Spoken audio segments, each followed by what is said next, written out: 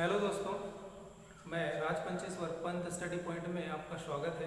और आज हम पढ़ने वाले हैं भारत की स्थिति विस्तार के बारे में। और उसमें देखने वाले हैं कि भारत जो है वो किस गोलार्ध में स्थित है, और ग्लोब के बारे में, मकर रेखा के बारे में बहुत सारी चीज़ें देखने वाले हैं। तो सबसे पहले हम देखते हैं, समझने के लिए ग्लोब बनाते हैं। और सभी को पता है कि भूमध्य रेखा जो है पृथ्वी को दो बराबर भागों में बांटती है। भूमध्य रेखा या इसी को विषुवत रेखा भी कहते हैं।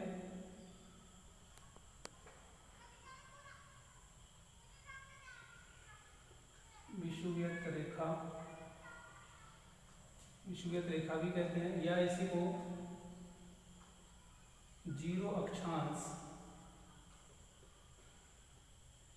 रेखा भी कहते हैं। तो दोस्तों सभी को पता है कि पृथ्वी को दो बराबर भागों में बांटने वाली रेखा, जिसको भूमध्य रेखा या विषुवत रेखा या जीरो अक्षांश रेखा कहते हैं। इसके बाद सभी को पता होगा कि भूमध्य रेखा से 23.5 डिग्री ऊपर की ओर, 23.5 डिग्री ऊपर की ओर यानी उत्तर की ओर कर्क रेखा स्थित है। कर्क रेखा 23.5 डिग्री पर, और भूमध्य रेखा से नीचे की ओर मकर रेखा स्थित है। ये 23.5 डिग्री पर है। दोस्तों इतना सभी को पता है कि पृथ्वी को दो बराबर भागों में बांटने वाली रेखा को भूमध्य रेखा कहते हैं। उसके ऊपर 23.5 डिग्री कर्क रेखा है, उसके नीचे 23.5 डिग्री मकर रेखा है। इसके बाद ये जो लाइन होती है इसको 0 डिग्री देशांतर कहते हैं। 0 डिग्री देशांतर, या ये है दोस्तों जीएमटी लाइन। जीएमटी लाइन ये समझेंगे अभी कि क्या होता है। इसमें सबसे पहले हम देखते हैं कि भारत की स्थिति यहाँ पे किस तरफ है। तो भारत दोस्तों यहाँ पे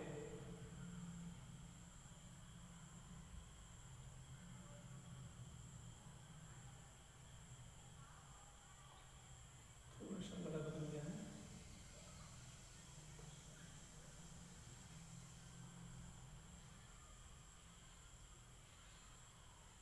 दोस्तों भारत की स्थिति इस तरह से है। तो दोस्तों इसमें देखते हैं मैप में कि भारत जो है वो उत्तरी गोलार्ध में स्थित है। दो ही गोलार्ध होते हैं, ये उत्तरी गोलार्ध है और नीचे वाले को हम कहते हैं दक्षिणी गोलार्ध।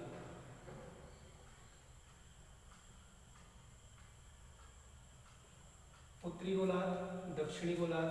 तो भारत दोस्तों, भारत जो है वो उत्तरी गोलार्ध में स्थित है।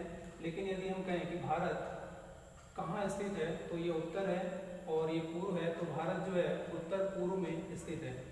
फिर दोस्तों इसके बाद हम देखने वाले हैं कि जो कर्क रेखा है भारत के बीच से होकर जाती है।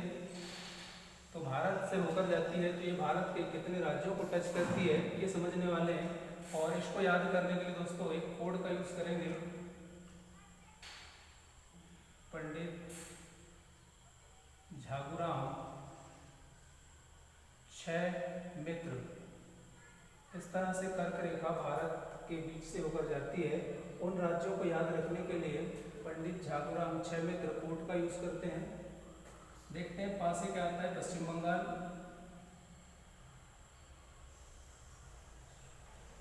झा से झारखंड, गुजरात, राजस्थान, मध्य प्रदेश, छत्तीसगढ़, मिजोरम और त्रिपुरा। तो दोस्तों इस तरह से याद रख सकते हैं। इस तरह से क्वेश्चन एग्जाम में भी आते हैं कि इनमें से कौन सी रेखा भारत से होकर जाती है। तो भारत से होकर जाने वाली रेखा कर्क रेखा है। कर्क रेखा ही एकमात्र रेखा है जो भारत से होकर जाती है। और कितने राज्यों से होकर जाती है उसको याद करने के लिए ये ट्रिक अपनाएंगे। पंडित झागुराम 6 मित्र, पश्चिम बंगाल, झारखंड, गुजरात, छत्तीसगढ़, त्रिपुरा, मिजोरम, मध्य प्रदेश और राजस्थान। फिर दोस्तों इसमें हम देखते हैं भूमध्य रेखा से भारत की जो दूरी है 876 किलोमीटर है। याद रखना है, भूमध्य रेखा से भारत की जो दूरी है वो 876 किलोमीटर है। तो इस तरह से दोस्तों हमने समझे कि तीनों रेखाओं में से कर्क रेखा ही भारत से होकर जाती है।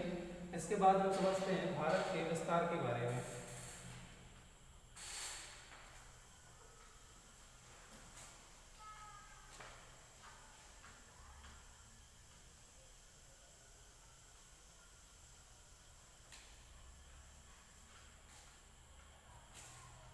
भारत की स्थिति जानने के लिए दोस्तों सबसे पहले भारत का मैप बनाना पड़ेगा।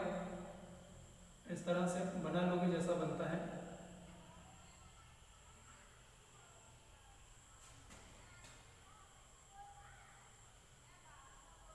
भारत का मैप बनाएंगे, इसमें देखेंगे कि भारत जो है ग्लोब में उत्तरी गोलार्ध में स्थित है। तो हम देखेंगे यहाँ पे 8 डिग्री 4 मिनट उत्तरी अक्षांश। भारत जो है 8 डिग्री 4 मिनट उत्तरी अक्षांश से लेके 37 डिग्री 6 मिनट उत्तरी अक्षांश में स्थित है। और पूर्वी देशांतर में हम दोस्तों देखते हैं तो भारत जो है पूर्वी देशांतर में 68 डिग्री 7 मिनट पूर्वी देशांतर से 97 डिग्री 25 मिनट पूर्वी देशांतर में स्थित है। दोस्तों भारत जो है 8 डिग्री 4 मिनट उत्तरी अक्षांश से 37 डिग्री 6 मिनट उत्तरी अक्षांश और 68 डिग्री 7 मिनट पूर्वी देशांतर से 97 डिग्री 25 मिनट पूर्वी देशांतर में स्थित है। जैसे कि मैंने बताया था कि यहाँ पे ग्लोब है, ग्लोब में ये भूमध्य रेखा है, ये कर्क रेखा है और ये मकर रेखा है। और भारत की स्थिति यहाँ पे है, भारत की जो स्थिति है वो यहाँ पे है। तो यहाँ से हम देखेंगे दोस्तों कि भारत जो है इस साइड पे उत्तर की ओर और इधर से लेते हैं तो पूर्व की ओर। इस तरह से हम कहते हैं उत्तरी अक्षांश और पूर्वी देशांतर। दोस्तों इसमें हम ये समझेंगे कि ग्लोब में ये वाली जो लाइनें होती है आड़ी वाली, इसको हॉरिजॉन्टल लाइन कहते हैं, ये लाइनें अक्षांश होती हैं। और जो सीधी लाइनें होती हैं खड़ी लाइनें, इसको देशांतर कहते हैं। इसके बारे में हम बाद में बात करेंगे। पहले हम यहाँ देखते हैं मैप में भारत उत्तर से दक्षिण, भारत की उत्तर से दक्षिण में लंबाई जो है वो 3214 किलोमीटर है। ये सभी को पता होनी चाहिए। भारत उत्तर से दक्षिण के बीच की दूरी जो है वो 3214 किलोमीटर है। और पूर्व से पश्चिम की जो दूरी है भारत की ये है 2933 किलोमीटर। दोस्तों ये सभी को पता है।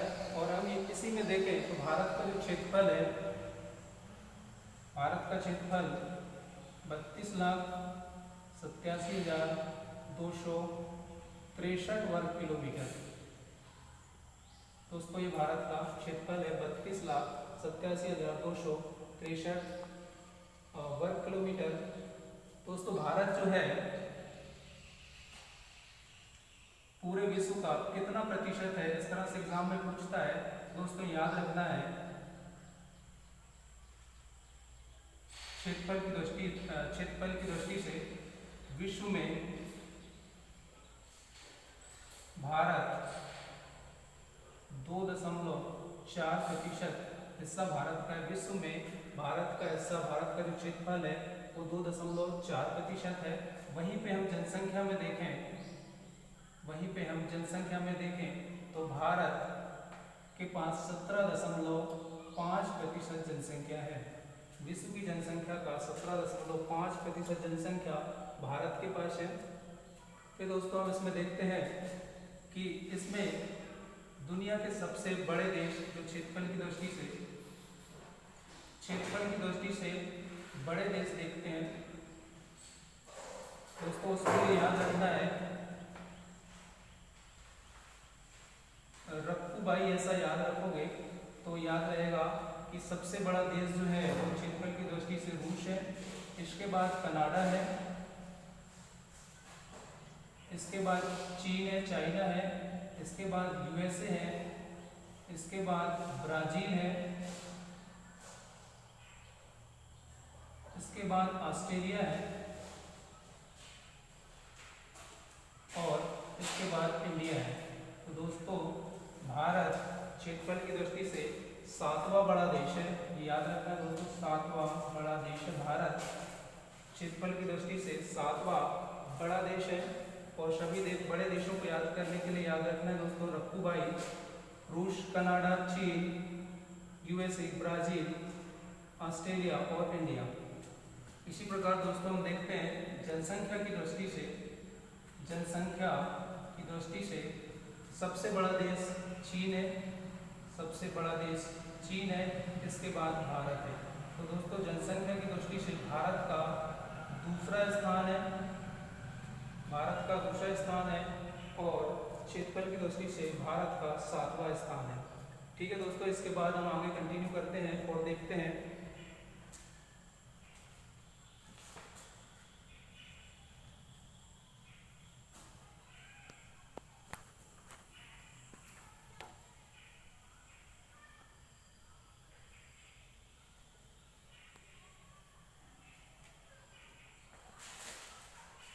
दोस्तों, इसके बाद हम देखने वाले हैं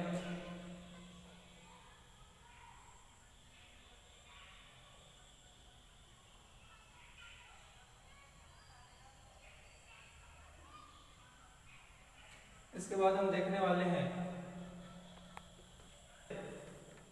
होकर 82.5 डिग्री एक लाइन जाती है, भारत से होकर 82.5 डिग्री एक लाइन जाती है, इसको बोलते हैं हम 82.5 डिग्री देशांतर, 82.5 डिग्री देशांतर। दोस्तों मैं इस तरह से बताना चाहूँगा कि ग्लोब है, ग्लोब में जो बीच की जो खड़ी लाइन होती है जिसको हम जीरो देशांतर कहते हैं, जीरो देशांतर कहते हैं या इसको जीएमटी लाइन कहते हैं। पूरे विश्व में समय का निर्धारण इसी लाइन से होता है, पूरे विश्व में समय का निर्धारण इसी लाइन से होता है और भारत में स्टैंडर्ड जो टाइम है या मानक समय है उसको 82.5 डिग्री से मापते हैं। 82.5 डिग्री लाइन किन किन राज्यों से होकर जाती है वो हम देखते हैं। तो सबसे पहले देखोगे यूपी पड़ जाता है, यूपी के बाद एमपी पड़ता है, एमपी के बाद सीजी, आंध्र प्रदेश, उड़ीसा। तो दोस्तों याद रखना है कि 82.5 देशांतर यूपी, एमपी, सीजी, आंध्रा और उड़ीसा से होकर जाती है। दोस्तों भारत में समय का जो निर्धारण है, विश्व में समय का निर्धारण इस जीएमटी लाइन से किया जाता है। ठीक, भारत में समय का निर्धारण 82.5 डिग्री देशांतर से किया जाता है और यह समय का निर्धारण कहाँ से किया जाता है वो भी मैं बता रहा हूँ। नैनी जो मिर्जापुर में पड़ता है, मिर्जापुर इलाहाबाद के अंतर्गत आता है और इलाहाबाद कहाँ पे है, यूपी। फिलहाल इलाहाबाद का नाम बदल कर क्या कर दिया गया है, प्रयागराज। तो ये याद रखना है दोस्तों। क्वेश्चन पूछ लेता है यहाँ पे कि भारत में समय का निर्धारण कहाँ से होता है। नैनी ऑप्शन में है तो ठीक है, मिर्जापुर ऑप्शन में है, नैनी ऑप्शन में नहीं है तो मिर्जापुर रहेगा। इस तरह से ऑप्शन में ये रहते हैं। फिर दोस्तों इसके बाद हम देखने वाले हैं कि भारत जो है यहाँ पे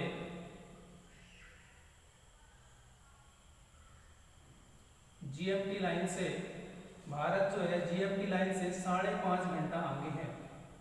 भारत यहाँ से यहाँ तक जो है, भारत जीएमटी लाइन से 5.5 घंटा आगे है।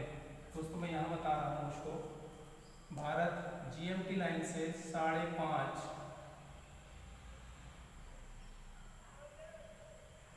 आवर क्वेश्चन आता है दोस्तों कि ग्रीनविच टाइम या फिर जीएमटी लाइन से भारत कितना आगे है, 5.5 घंटा आगे है। 5.5 घंटा आगे है, उसको हम किस तरह से निकालेंगे, तो उसमें देखते हैं। हमें पता है कि 82.5 डिग्री से 82.5 डिग्री देशांतर से भारत में समय का निर्धारण किया जाता है। और सभी को पता है कि यहाँ पे जो है इस तरह की जो लाइन है इनको अक्षांश कहते हैं, और ये वाली खड़ी लाइन को देशांतर कहते हैं। और ये दो देशांतरों के बीच में जो दो देशांतर हैं इनके बीच की दूरी 4 मिनट होती है। इनके बीच 4 मिनट का अंतर होता है।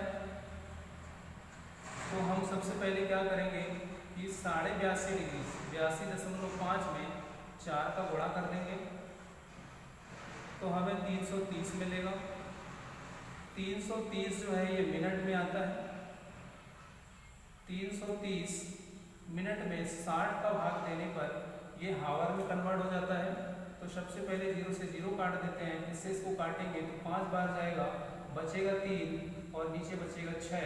जब इसको काट देंगे तो ये जाएगा 5 सही 1/2 यानी 5.5 घंटे हावर।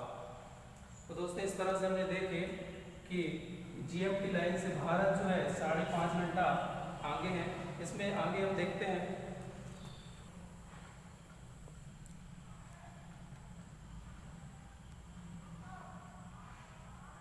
भारत की स्थिति यहाँ पर है, और ये जीएमटी लाइन है। ये जीएमटी लाइन है। जीएमटी लाइन से भारत 5.5 घंटा आगे है। 5.5 घंटा आगे है, ये याद रखना है। अब दोस्तों पूरे विश्व में समय का जो निर्धारण है ये जीएमटी लाइन से करते हैं। पूरे विश्व में समय का निर्धारण जीएमटी लाइन से ही करते हैं। और ये जीएमटी लाइन या 0 डिग्री देशांतर किन देशों से गुजरती है वो हम देखते हैं। तो उसके लिए दोस्तों याद रखना है कि जीएमटी लाइन के लिए कोड याद रखना है। आईएफएस के अधिकारी गर्ल्स हॉस्टल में एमबीए करने गए। तो दोस्तों आई से इंग्लैंड याद रखना है, एफ से फ्रांस याद रखना है, एस से स्पेन याद रखना है, जी एस से घाना याद रखना है, एम से माली याद रखना है, बी से बुर्किना फासो याद रखना है, बुर्किना फासो याद रखना है, और ए से अल्जीरिया याद रखना है। ए से अल्जीरिया याद रखना है। दोस्तों तो इतने देश जो है वो इस लाइन पे हैं। जीएमटी लाइन जो है इन देशों से होकर गुजरती है। इंग्लैंड, फ्रांस, स्पेन, घाना, माली, अल्जीरिया, बुर्किना फासो। ठीक, तो दोस्तों इस कोड की सहायता से इन्हें भी आसानी से याद रखा जा सकता है। ठीक, फिर इसके बाद हम देखने वाले हैं दोस्तों तो भारत के 4 कोनों पे 4 बिंदु हैं।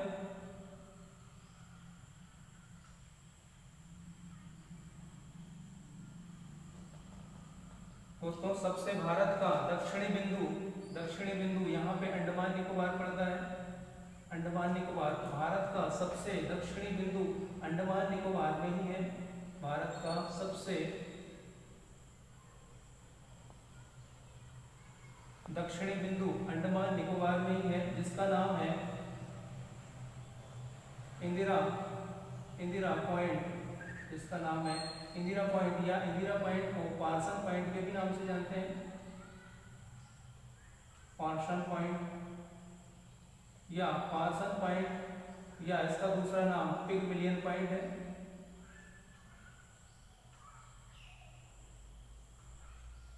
पिगमिलियन पॉइंट है।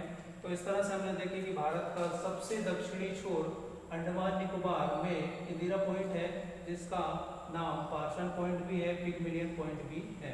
इसके बाद दोस्तों हम देखते हैं भारत का सबसे उत्तरी बिंदु यहाँ पे लास्ट में इंदिरा कॉल है,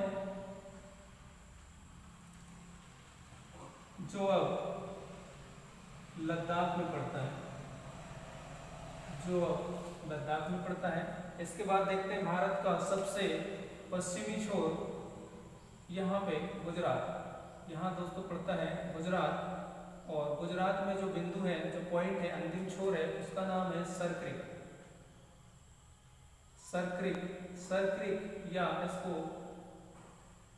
गौरमोता भी कहते हैं, गौरमोता भी कहते हैं। इसके बाद दोस्तों हम देखने वाले हैं भारत का पूर्वी बिंदु, जो कहाँ पे है, अरुणाचल प्रदेश में है, अरुणाचल प्रदेश में है। और अरुणाचल प्रदेश में जो बिंदु है उसका नाम है दोस्तों वलांगू या वलांगको, और किबिथु के नाम से भी जानते हैं, किबिथु के नाम से भी जानते हैं। तो दोस्तों इस तरह से हमें देखे भारत के चारों कोने, अंतिम छोर पर 4 बिंदु हैं जिनको आसानी से याद रखा जा सकता है। इंदिरा पॉइंट, इंदिरा कॉल, वलांगू या किबिथु, या गुजरात के साइड पे सरक्रिक या गौरमोता। चारों बिंदु दोस्तों याद रखना है। कोई भी एग्जामों में इस तरह से क्वेश्चन आते रहते हैं कि भारत का दक्षिणी बिंदु बताइए, भारत का पूर्वी बिंदु बताइए, उत्तरी बिंदु बताइए। ठीक, तो इस तरह से याद रखना है दोस्तों। फिर इसके बाद हम देखने वाले हैं कि ये जो भारत है, भारत की सीमा से 12 नॉटिकल मील, मैं यहाँ पे लेता हूँ 12 नॉटिकल मील। दोस्तों इस सीमा को प्रादेशिक सीमा कहते हैं, प्रादेशिक सीमा कहते हैं। भारत के बॉर्डर लाइन से 12 किलोमीटर तक की दूरी, जो 12 नॉटिकल मील है, उसको प्रादेशिक सीमा कहते हैं। उस प्रदेश का हिस्सा होता है वहां तक। इसके बाद हम देखते हैं दोस्तों, उसी बॉर्डर लाइन से 24 किलोमीटर की 24 नॉटिकल मील की दूरी को अनन्य आर्थिक क्षेत्र कहते हैं। अनन्य आर्थिक क्षेत्र कहते हैं, जहां पे भारत सरकार इस दूरी तक अपने उद्योग, इंडस्ट्री या जो चाहे वो कर सकती है। इस सीमा के अंदर यहाँ पे आर्थिक विकास के लिए जो है इंडस्ट्री या उद्योग या जो भी लगाना चाहे, उत्खनन करना चाहे, वो कर सकती है। दोस्तों इसके बाद देखते हैं भारत के बॉर्डर लाइन से 200 नॉटिकल मील, 200 नॉटिकल मील में इस तरह से लिख दे रहा हूँ, नॉटिकल मील, इतनी दूरी 200 नॉटिकल मील की दूरी तक भारत का अधिकार क्षेत्र समाप्त हो जाता है।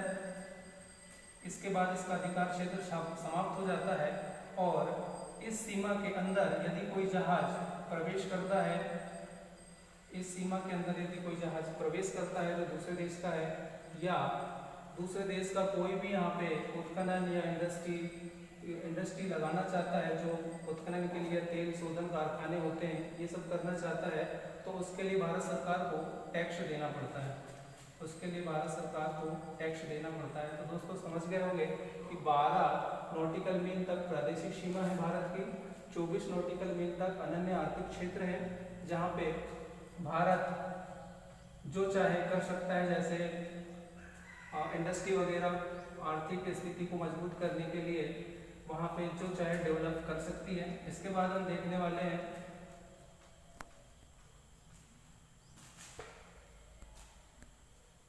नॉटिकल मील,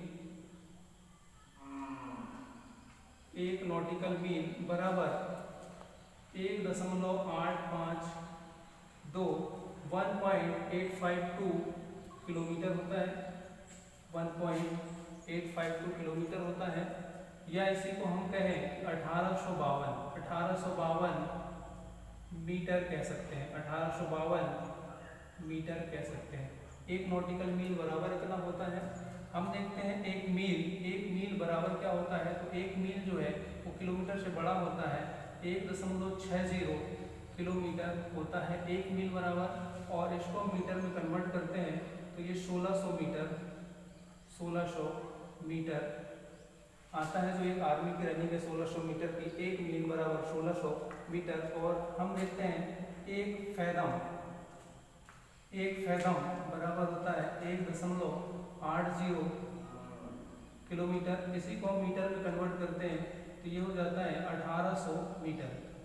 1800 मीटर। इस तरह से जानना जरूरी है कि एक नॉटिकल मील में कितना किलोमीटर होता है, एक मील में कितना किलोमीटर होता है और एक फैथम में कितना किलोमीटर होता है। हम जानने वाले हैं कि इस ग्लोब में मैंने अभी चर्चा किया था कि अक्षांश रेखा, अक्षांश और देशांश, इस तरह से ये अक्षांश लाइन है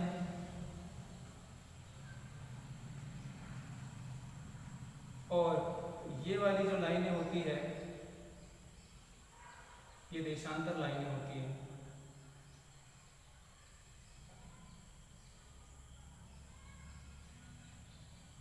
दोस्तों ग्लोब में यदि पूछा जाए कि टोटल अक्षांश लाइन कितनी होती है तो टोटल अक्षांश लाइन 180 होती है। ग्लोब में टोटल कुल देशांतर रेखा 360 होती है। और दोस्तों ये सभी को पता है कि ये जो लाइनें हैं वो देशांतर है और ये जो लाइनें हैं वो अक्षांश है। तो दो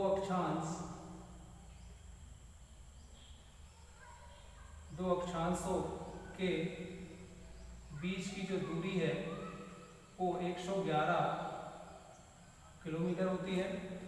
इसी तरह दो देशांतर रेखाओं के जो बीच की दूरी है वो 111.2 या यहाँ पे 5 लिखा होता है कहीं पे, 111.2 किलोमीटर होती है। दोस्तों एग्जाम में पूछा जाता है कि दो देशांतर रेखाओं के बीच की दूरी कितनी होती है, दो अक्षांश रेखाओं के बीच की दूरी कितनी होती है, कुल ग्लोब में देशांतर रेखाएं कितनी हैं, कुल अक्षांश रेखाएं कितनी हैं, इस तरह से पूछा जाता है। दोस्तों ये समझ में आया होगा कि अक्षांश देशांतर रेखाएं क्या है, कितनी दूरी पर होती हैं, कितने टाइम पर। और हमने सीखा कि भारत जो है वो 5.5 घंटा आगे कैसे है जीएमटी लाइन से। ठीक है दोस्तों, आज के लिए इतना ही। इसी तरह से अच्छे क्वेश्चन या अच्छे टॉपिक को पढ़ना है तो आप बताइए कि किस टॉपिक को पढ़ना है। दूसरी चीज़, इसी तरह से वीडियो देखना है और चैनल को सब्सक्राइब करना है ताकि नोटिफिकेशन मिले और हर दिन का वीडियो आसानी से प्राप्त हो सके। Thank you.